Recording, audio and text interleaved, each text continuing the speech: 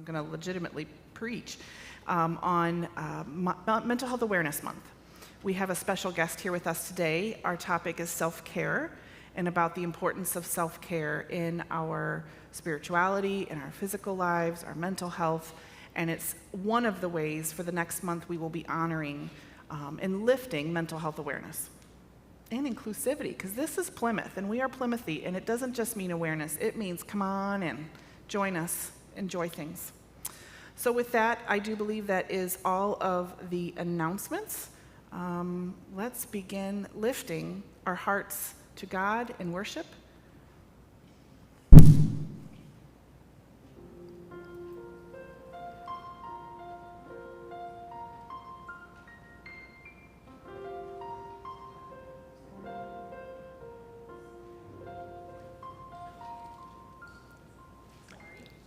With that, I'd like to introduce our guest today.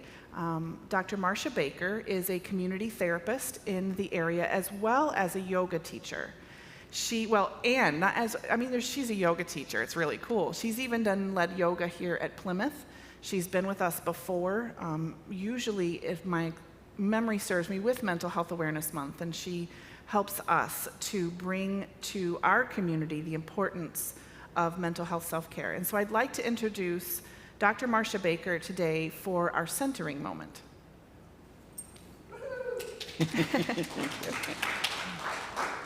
Thank you. It's so nice to be here. So what we're going to do this morning is I want you all to close your eyes. And I just want you to think about what you hear. You hear the music, maybe the air conditioner, maybe movement around you. Just think about what you hear.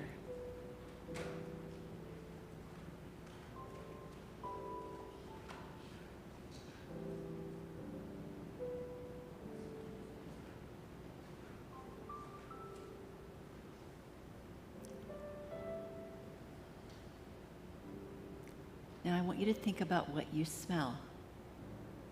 What do you smell? Maybe you smell some cologne. Maybe you smell soap. Maybe you smell the smell of the church. What do you smell?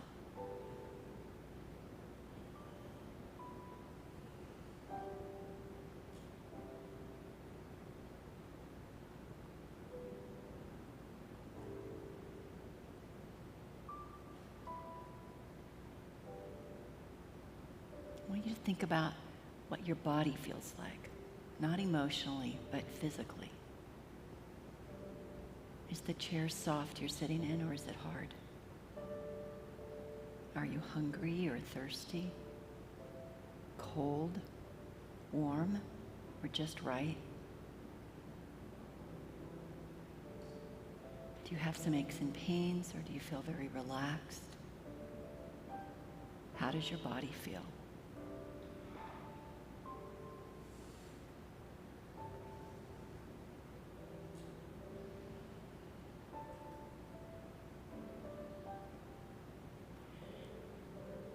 Now I want you to think about what you taste. What do you taste? Maybe toothpaste, something you ate this morning, something that you drank, maybe your own breath. What do you taste?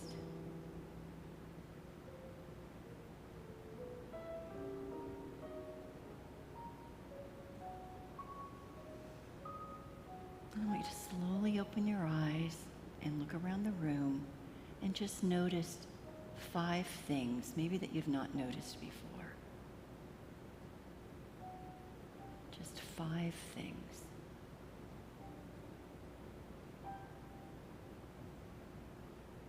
All right. That exercise is an exercise in mindfulness, and it helps us be present in the moment, and it helps us to stay focused where we are, because often we lose ourselves in all the distractions, and when we can come back to ourselves and center ourselves, it helps us be present and realize what's going on in our life right now. Thank you very much.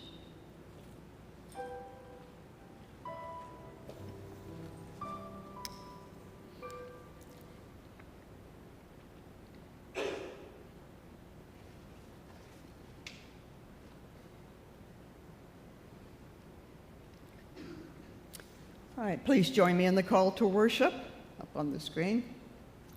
Whoever you are, you are welcome here. We are all welcome here. Gathering spirit to spirit. We open our hearts. Come, let us be open to all that is sacred and beautiful.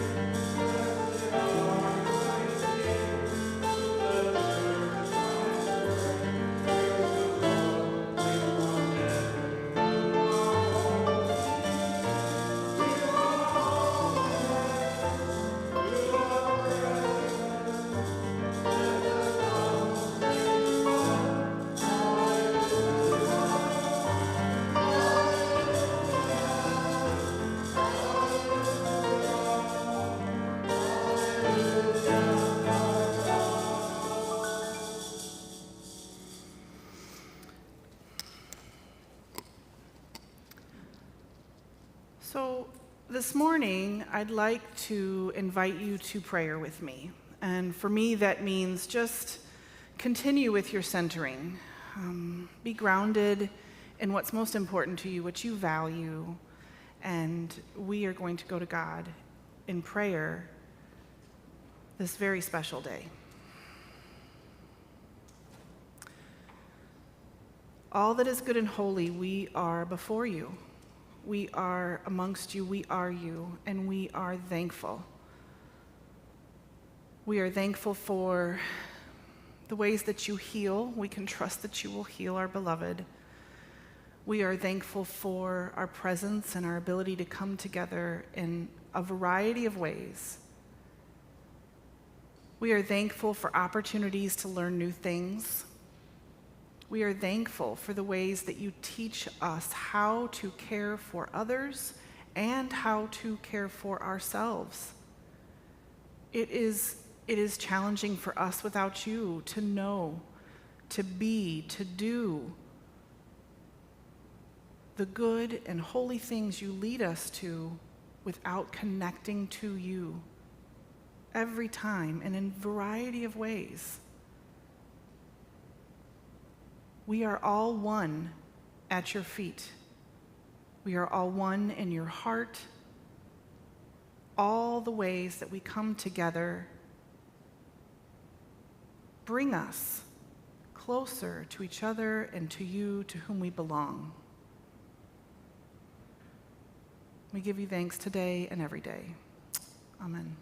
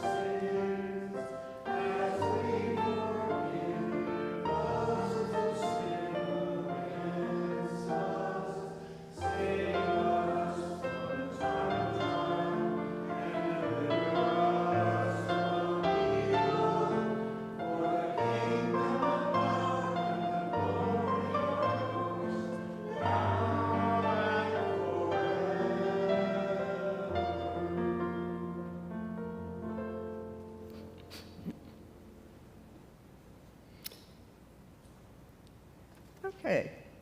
Each week, we collect 2 offerings.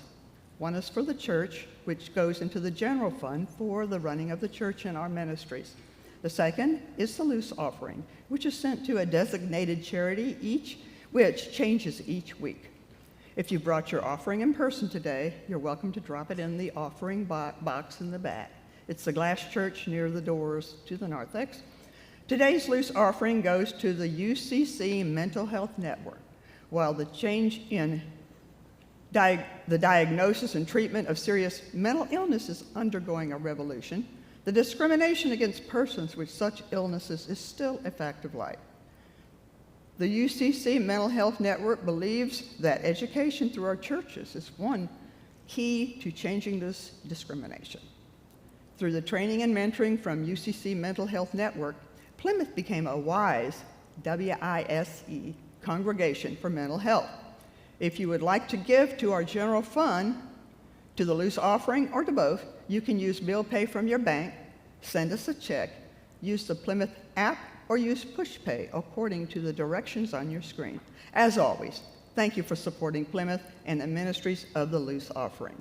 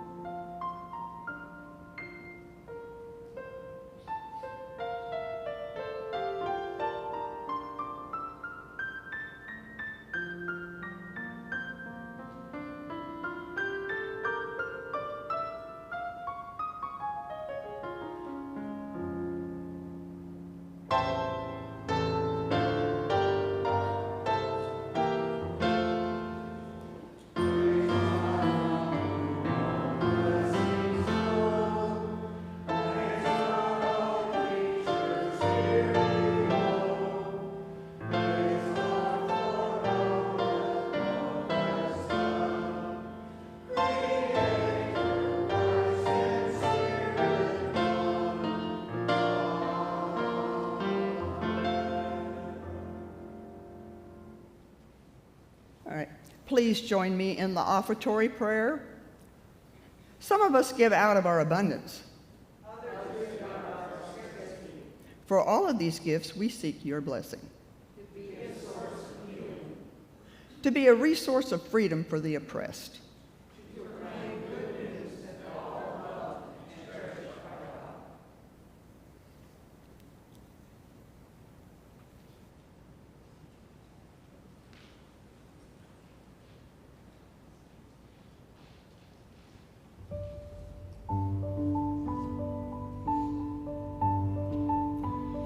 Fear not, for I am with you.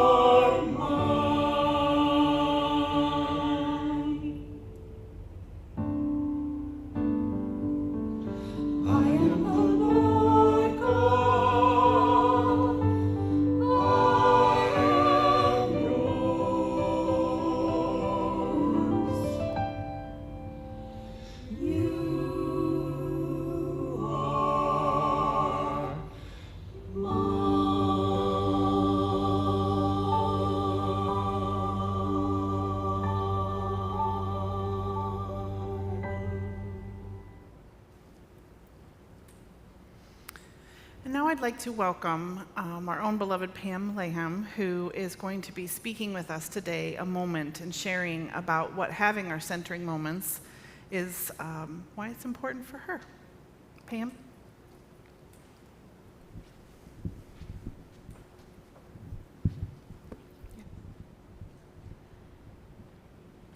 To continue in the vein of our centering moment, what I wanted to share is what a special time this is that Matt gives us every week. When he came to Plymouth and first started doing the centering moment, I thought, well, this is just the coolest thing in the world. I had never experienced it in any other church I've attended. It was especially meaningful to me because I did my doctoral dissertation on relaxation training with emotionally disturbed students in the public schools. Fortunately, got some positive results. So all the research that's been done on things like centering moments, guided visual imagery, relaxation training, mindfulness, proves that it works. I recently had an occasion to get some medical hypnosis for some health problems. It also works. It's all the same thing. It's about relaxing and taking your mind off of your worries and troubles. I don't know about y'all, I suspect it's true for some of you, but the centering moment on Sunday mornings is oftentimes the only time I get during the week to really relax and center and try to forget about some of the worries out there. So the next time you see our beloved Mac, please thank him for providing that for us every week. It works, and I think it sets the tone for the rest of our service. Thank you.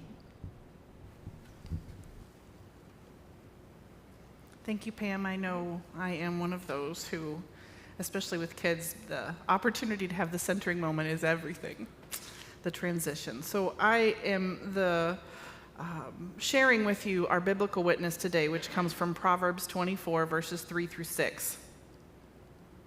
By wisdom, a house is built, and by understanding, it is then established. By knowledge, the rooms are filled with all precious and pleasant things.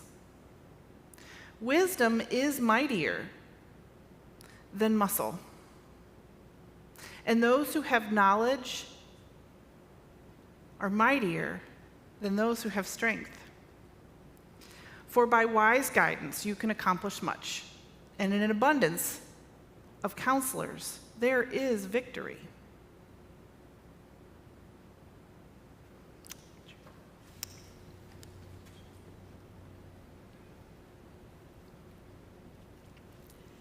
And now the contemporary witness, Self-Care Cheat Sheet. It's an excerpt by Reverend Megan Snell, UCC Mental Health Network blog. In a wider culture that can seem obsessed with self-care, it can be a bit shameful to admit that you might not be good at it.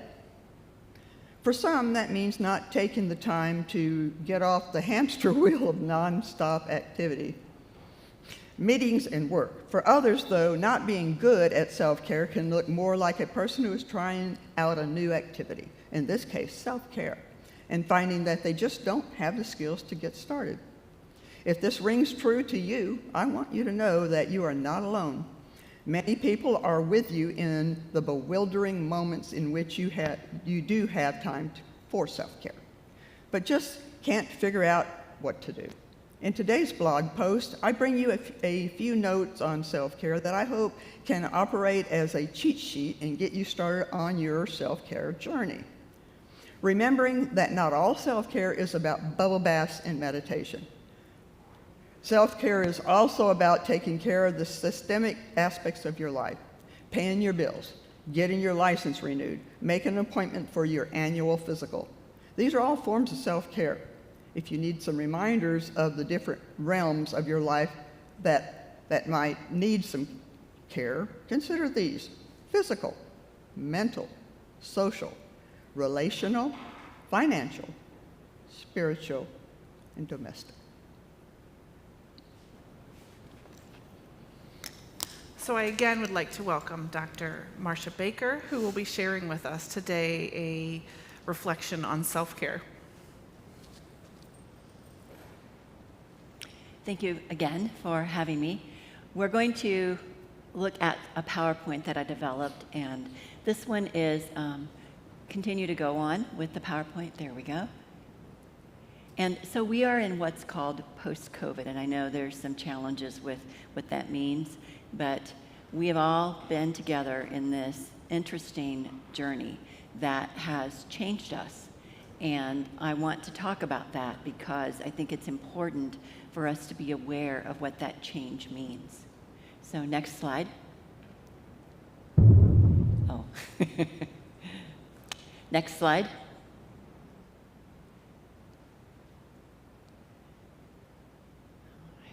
So just a little bit about myself. I've been a therapist for 40 years, and I have a PhD in health psychology, which kind of is an interesting thing because never in my wildest dreams would I imagine that I would experience something that we only read about in history books, which is a pandemic, and begin to experience that as a person participating in that pandemic instead of just reading about it and how it affected our society like 100 years ago.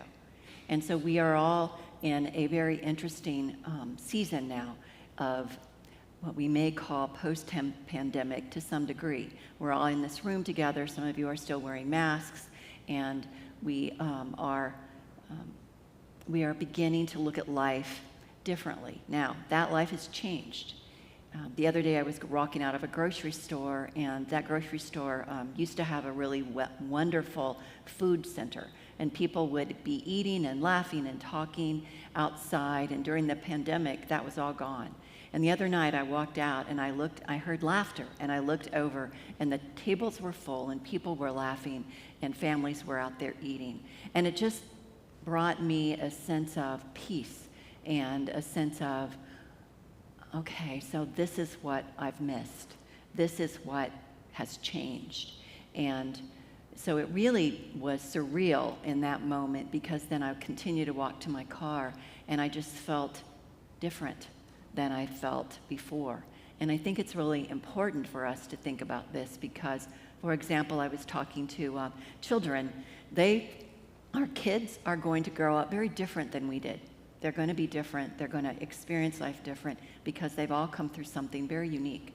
And one of the things I think that's most challenging is something we're going to talk about here in a little bit called health anxiety, which comes out a lot of different ways and manifests itself. So I think that's part of this topic that when Pastor Mac asked me to come and talk, I wanted to talk about this. So next slide. The secret of change is to focus on all of your energy, not on fighting the old, but on building the new. We're in a new world. It's different. It's not the same world we lived in before. Next slide. So one of the things that you're going to look at is how this has changed you. Whether you know it or not, you are different than you were a couple of years ago. And it is important for us to think about that and how that has changed us in a positive way. Next slide. So what is health anxiety? Almost all of us experience it. I went to the dentist the other day, and when my blood pressure is usually really low. I run and walk, and I practice yoga, and I do breathing, pranayama exercises, which part are yoga. So my blood pressure is usually low. When they took my blood pressure, because I went to the dentist, I do not like going to the dentist at all. And my blood pressure was like 138/75. So I looked down and I'm like, okay, well, I'm at the dentist. I like my dentist. He's awesome. I hate what he does to me. I just don't like it. And I never have. When I was 6 years old, I ran out of a dentist chair. My mother had to chase me down the street because I didn't want to stay there. Yeah, so that's why my blood pressure was high. So that's called health anxiety. That's what that is. We all get it. It just in different ways. When we go to our doctor, it's called the white coat syndrome. You walk into your doctor's office and all of a sudden you feel anxious. Well, the interesting thing about COVID is we had anxiety every day. We experienced it every day. That's what health anxiety is about. And it has high to low levels. And some of you, depending upon your life and what happened in your life during that period of time, had high to low levels of anxiety through that whole time. I remember in the very beginnings of it, it was really worrisome about what are we What are we going to experience? What's going to happen? What's it going to be like? And it was very different. 2 years ago, I came here, I did yoga, and I was sitting here doing yoga online, and there was nobody in here except just the people that were running the church at the time. Very different. And that was in the very beginnings of the pandemic. So we've come a long way since then. But when we have high levels of catastrophic experiences, which I would say that our pandemic brought us high levels of catastrophic anxiety, that it changes our internal system. And it continued to go on and on and on. And so that is really important because our body changes after that. We have what's it called, an autonomic nervous system. Maybe some of you have, or have taken biology courses, or biologists or MDs.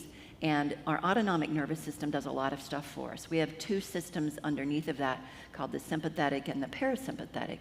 And the sympathetic nervous system is what actually what turns on our fight or flight. So when we first find out that something's happened, we get nervous and we either want to run or we want to fight.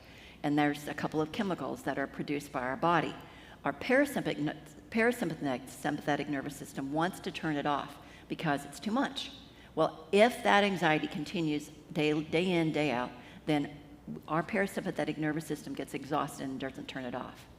So a lot of us are going to be experiencing continued levels of higher anxiety, mainly because our body has exhausted itself. That centering technique that we used before, mindfulness, relaxation training, meditation, all of those help turn off that system by us directing it to do it. So we have the ability to turn it off. But it's important for us to think about what health anxiety is, because the whole world went through it. All of us, all together. Next slide. Okay, welcome to, what is that one? Hypochondriasis Anonymous. Before we get started, could someone take a look at the spot I found on my foot? And then the other one, is this why we stockpiled toilet paper? Remember that? No toilet paper, no napkins, no paper towels. Remember that? That was very odd. And next slide.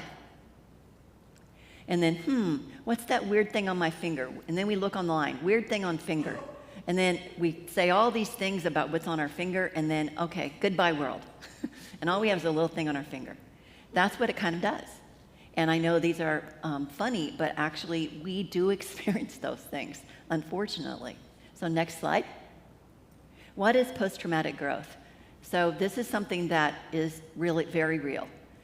This is some of the research that's been found post-COVID. We have survivor's guilt. We survived. Maybe some of your family did not. Maybe some of your family. I have a sister that my sister and brother-in-law, after COVID, both got diabetes. Didn't have diabetes before, now they have diabetes. My husband got COVID. After he got COVID, his blood pressure was going up and down, couldn't control it, had to get on medication. We've done a lot of things in order to help him get stable, and he's stable now, but that was pretty scary. So COVID has done a lot of things. Some of you may have lost family members that you did not anticipate.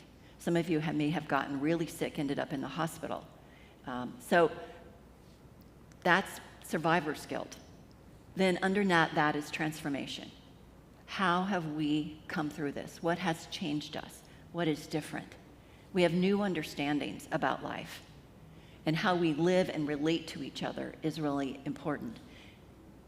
I know for myself, I have understood anxiety in ways that I never understood it, and I actually have anxiety myself.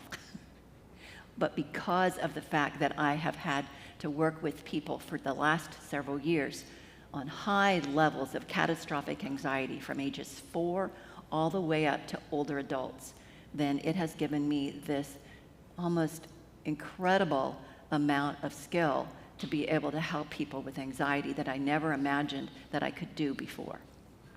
Next slide. All right, so go on, next slide. So SAMHSA, our center, the federal government's administration on mental health and substance use, they have said, what is wellness? Wellness is being in good physical and mental health. That doesn't mean that we don't have diseases or we don't have things wrong with us. It means being our best physical and our best mental health. Because mental health and physical health are linked, this head and this body are connected. We are one. That's the interesting challenge, because a lot of times people will be up here or they'll be down here, and they won't learn how this and this work together. Next slide. There are 8 dimensions from our federal government that they believe, and many of them have been talked about already this morning. So we have emotional, which is just coping. And then we have environmental, which is the life that we live in and the places that we live. And then we have financial, is what we do with the dollars that we have in our life. And then intellectual, what do we do with this thing sitting on top of our neck? How do we encourage it, and how do we work with it and continue to learn throughout the rest of our lives? Occupational, what do we do? How do we go out into the world and present ourselves with our work self? Physical, our physical body and how we maintain that, what we do to take good care of that. And then our social, what we do in our lives with people around us. And then spiritual. And spiritual can take many factions. Just this faction that we all are here together is part of spiritual, but how we work with people and how we present ourselves in the world is about our spiritual selves also. Next slide. Do you take care of yourself? Many ways of taking care of yourself. I do a lot of activities. I really like to get out and experience things. And I learned to surf when I was 55 years old. So that is interesting. We're never too old to learn new things. And if you have something that you always want to do, go out and do it. You have time to do that. Make it a priority. Next slide. Eating. We need to be eating well. And depending upon who you are and the ages you are, or the kinds of foods that you need to intake, I don't know whether all of you know this, but those of us that are adults should be drinking about 1 gallon of water a day. Every time you take a drink of water, your heart rate goes down and you feel calmer. If you don't drink much water, then you're going to feel your body's going to be screaming on the inside. Water's our friend. We need to drink water. Now, a lot of people say, I don't like water. Put pineapples in it, put watermelons in it, put lemons in it, limes. Make that so that you are drinking water, and we need to drink a lot of it. Children, small children about this size, need to be drinking about 1/2 gallon, and then the older they get and more adult-like, 1 gallon of water. And it's difficult to do, I know, through the school day, but I encourage children to be able to do that. We need to be eating some protein, doesn't matter what kind it is, and we need to be eating some carbs, and we need to be eating fruits and vegetables. The way I tell people is in the morning, a little protein, a little carbohydrate, and a little fructose. That's about it. Doesn't have to be a whole lot. And then lunch, protein the size of our hand, carbohydrates the size of our fist, fruit and vegetable. And then at night, depending upon how old you are, protein and then a vegetable. If you're younger, a carbohydrate. But unfortunately, not a carbohydrate when we're older, because it can cause us a lot of issues because our metabolism slows down when we get older. All right, next slide. Sleep is part of nutrition. I studied what's called behavioral nutrition. Behavioral nutrition is what we do, what we put into our bodies, and what we do with our bodies. And so sleep is a nutrient. It's not just something that we do when we rest. Sleep is part of what we have to do. We need it. And so those of you that are younger, you probably need between 9 and 10 hours of sleep a night. Yep, it's very important. And then those of us that are older, we need at least 8. That old misnomer about the older you get, the less sleep you need, that's not true. It's just that your body doesn't have the substances in it that actually keep you asleep, so you wake up a lot. That doesn't mean that we don't need more sleep. So we need to figure that out. How do we get that nutrient sleep? Then next slide. Our home and environment is really important, that when we go home, we feel safe. If we live someplace where we don't feel safe, then it can be a challenge. And that cortisol, that fight or flight chemical, can actually be present in our own homes. And if we feel that way in our own homes, for whatever reason, then we need to make a change. And we need to figure out how to make that change. I had a little guy that I was seeing, and he got it, his life, his environment changed. And all of a sudden, he became afraid in his own home, and he'd never had that before.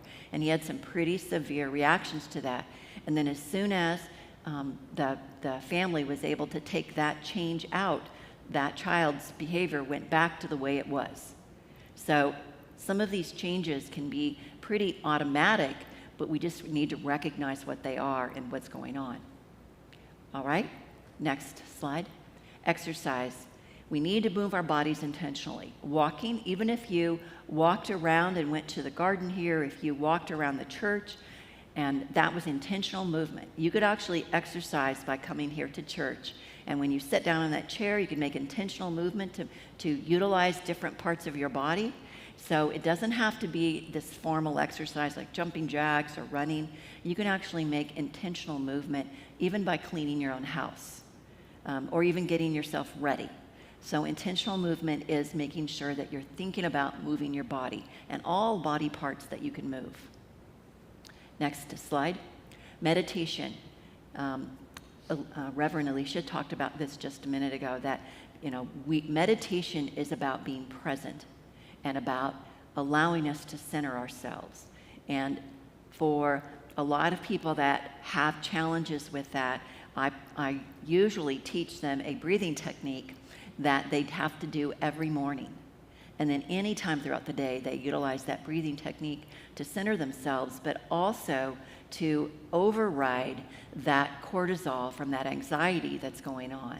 And it's a really simple breathing technique where you breathe in slowly, hold it, and you press against a nerve in the back of your throat that tells your brain to calm down.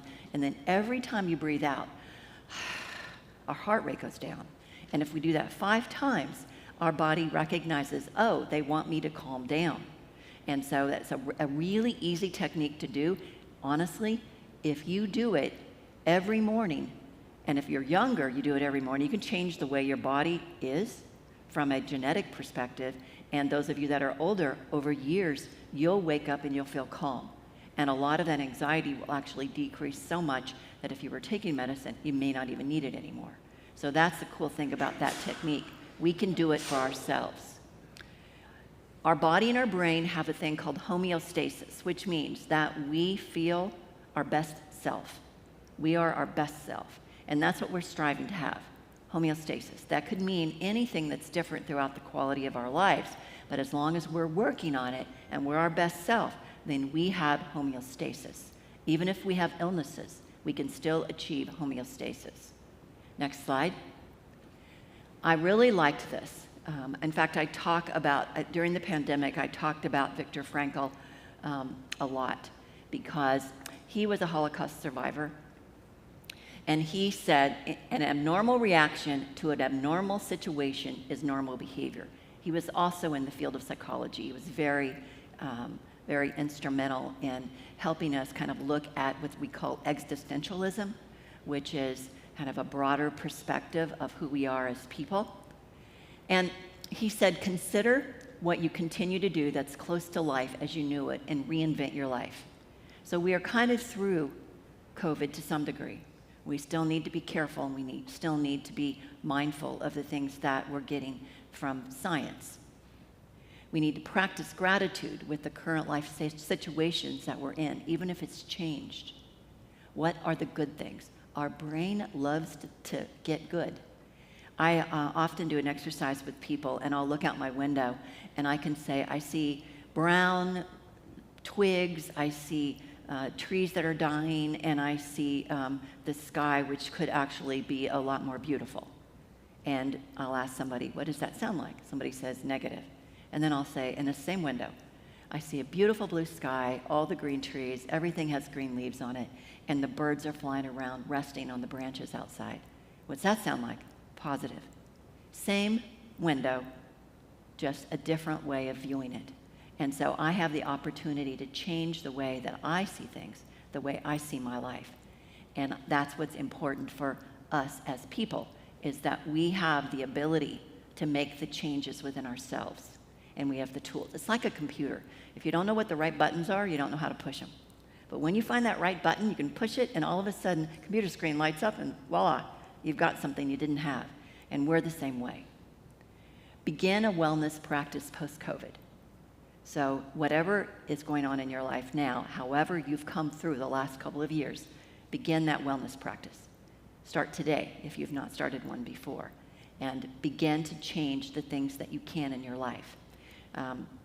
I always liked the prayer that, change the things that I can and let go of the things that I can't.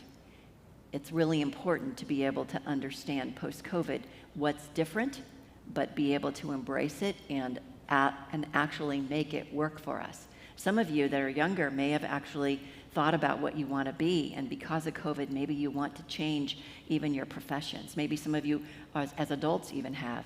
Maybe you've changed the ways that you volunteer or where you go. It really has changed us as a culture, and I know that I have appreciated my family much more.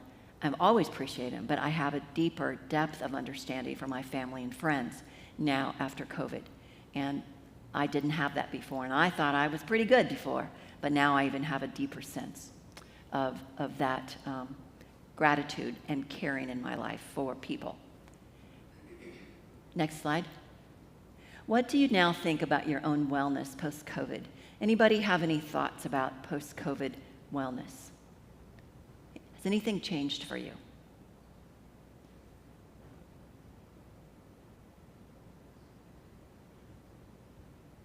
You're all exactly like you were before?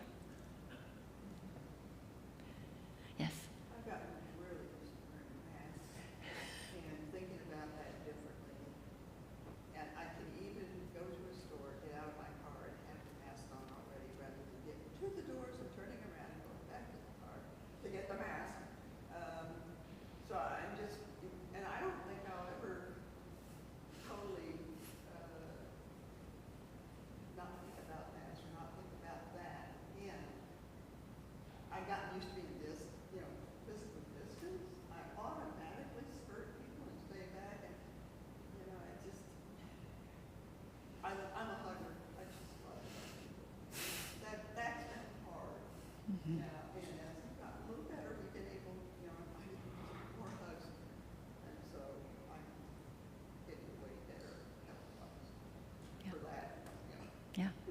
When I walked in here, I had my mask in my car, and I thought, oh, I wonder if I need to go get it. Because I am so used to wearing one as well. Yeah, thank you.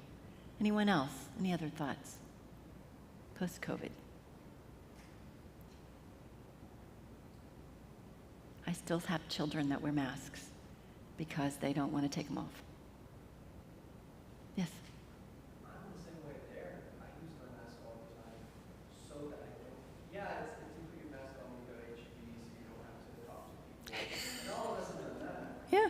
But I take comfort in using that mask on at a university way more often than other people because it allows you to go through without having to have these human interactions or the niceties. You can instead just walk through and pretend like, okay, there's a wall out here in the world. Yeah, exactly.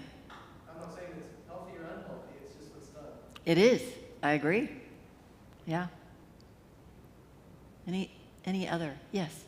Your frustration and anger with family and friends who don't believe COVID is real, who refuse to get a vaccination when they have brothers, cousins, sisters who are not medically weak and need protection and refuse to do anything about it. Right. That's can be very challenging. Yeah. It's a part of our world. It's part of people's decisions to make different choices.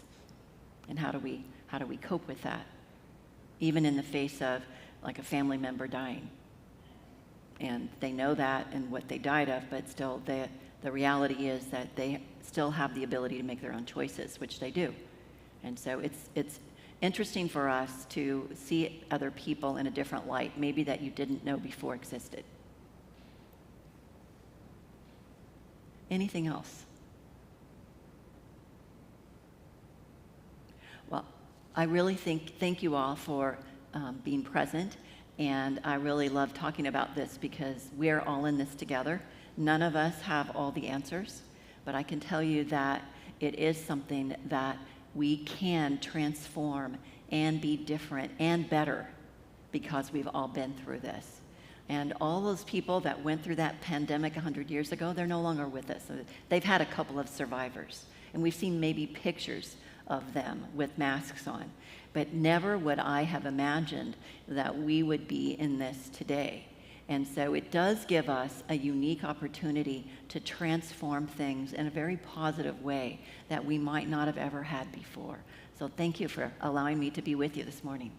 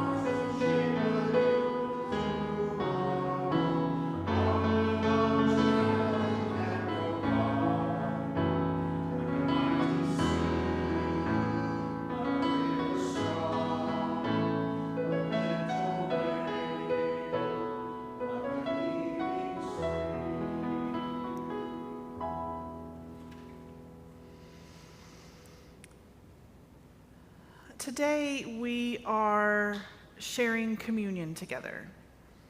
And I'm a little struck from today's service about self-care and its connection to communion.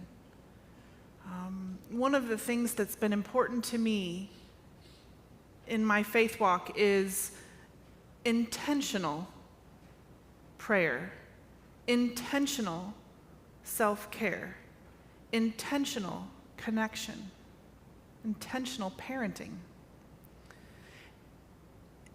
And as I've been listening today, I'm thinking about how Jesus brought his beloved, those he knew were going to be important in the continued work, for an intentional time together, an intentional message. It's called The Good News. But even recently I saw a film that showed that while it was good news, it was intentional and important and had a sense of, sometimes I feel like the pictures make it look like this party. And no, it was a very, in this film, it made it look like a very important piece to understand why we're going to continue the story.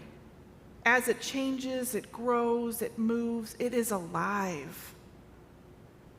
The connection between calling on our people to have bread that we then call the body it's a symbol, but it's also a practice, one that we in this community treasure. And in the United Church of Christ as a whole, we say, whoever you are, wherever you are on your journey, you are welcome. Come and join us, connect, belong with us. So I ask you to take your communion. We use these in the hospital, so to me they're familiar, but there are little communion pieces. And in it, I ask that you open your bread, and we're going to hold them together intentionally. There was a time I used to just put this in my mouth and pray by myself.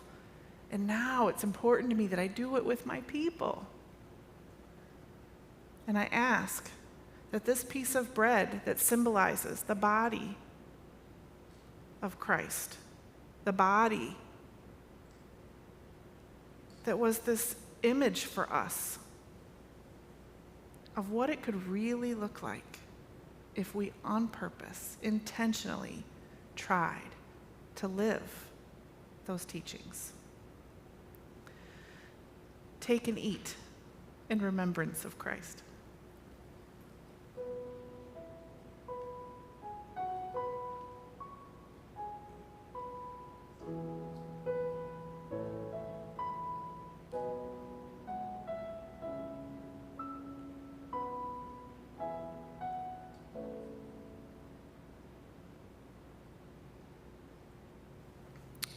In addition to the body of Christ, Christ taught us about drinking with our bread. And for me, back when I used to pray by myself, it was okay, now refresh me from this dry, crackery body. Help me keep it going. And today, again, as we share in community, it helps to remind that this is flowing, this is ever going, it's forever through us. And our intentional, on purpose time together that we come for honoring Jesus, loving one another, it will continue. This blood of Christ will continue through us. So please turn your cup over, take and drink in remembrance of Christ.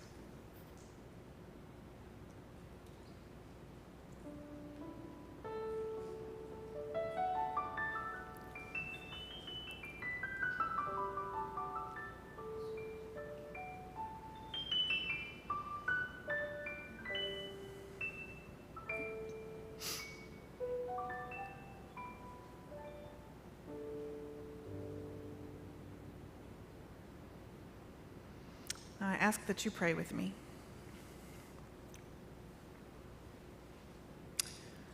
All that is good and holy, we are thankful today, again, for being able to come together post-COVID to learn new ways of